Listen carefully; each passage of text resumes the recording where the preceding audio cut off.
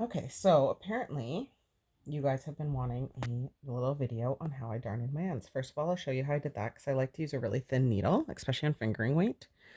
So you just put it under, fold, pinch. It's really fast. And push it through. There you go.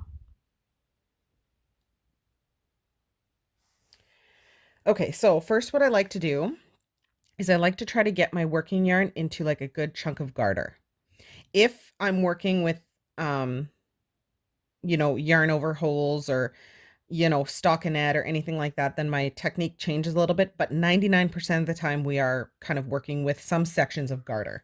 So what I do is so this is on seed stitch, so I'm going to work up and I'm going to find these garter bumps. Okay, and I'm just going to work my way over into this straight up garter.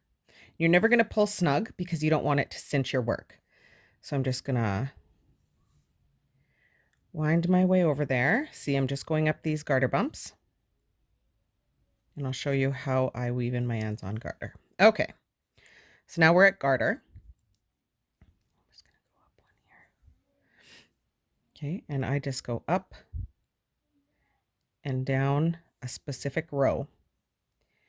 And I go usually an inch across-ish, just depending on how long my tails are or how quickly I feel like I want to weave ends in. And I'm going to do a couple of big no-nos that people say are big no-nos, but this is how I do it. Okay, so I get as far as I want across, and then I go back on itself a little bit. Maybe 2 to 3 garter bumps. I'm just going back exactly where I already wove in. Again, we're not pulling this snug.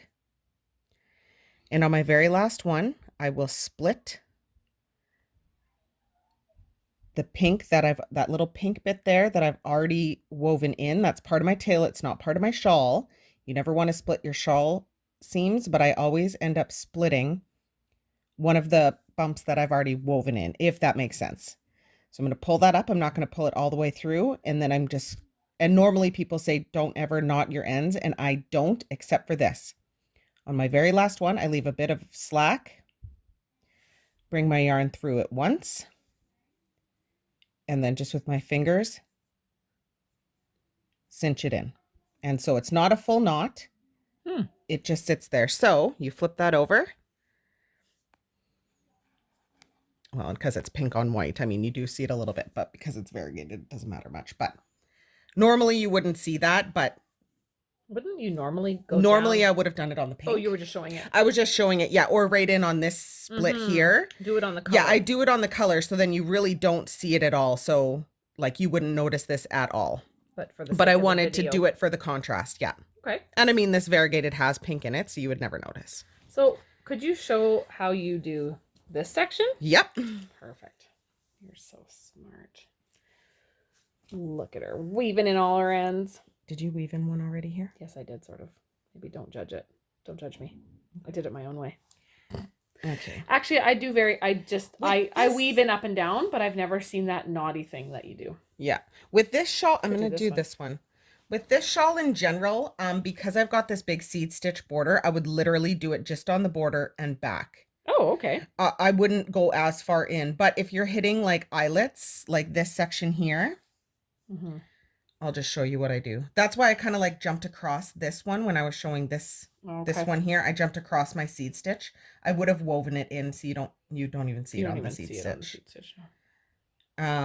Yeah, I wouldn't have gone into the shawl itself. Okay, so I'm just going to get myself over there. Again, only going through the garter bumps. I never pick up the legs of the V's because that will cinch to the other side. I just go up and down the bump, like the purl bumps, I guess. If that makes sense. So again, I never go into the V's. I go in. Okay. So I really dislike sewing in ends on stockinette. On like a, like when the garter stockinette like sweater. Yeah, I don't know what to do. I know, in it you can see the cinching. So for something like this, I would try to hit these 3 here that are really close together. Normally I would go boop, boop, but because then I hit this big loopy, I'll go. And again, never pulling too tight because it will cinch it. I'll do these 3 and go back.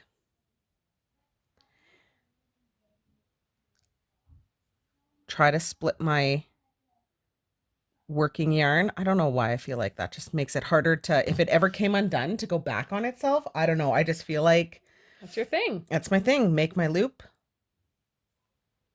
Give it a bit of a snug pull, but I'm holding where my yarn was going through, so I never cinch it up. It never Ew. cinches. Like I use my thumb to control it, just pulling tight right there and not letting it pull from itself wherever I've sewn it in. True that. Okay. Well, thank you, Sarah. You are welcome.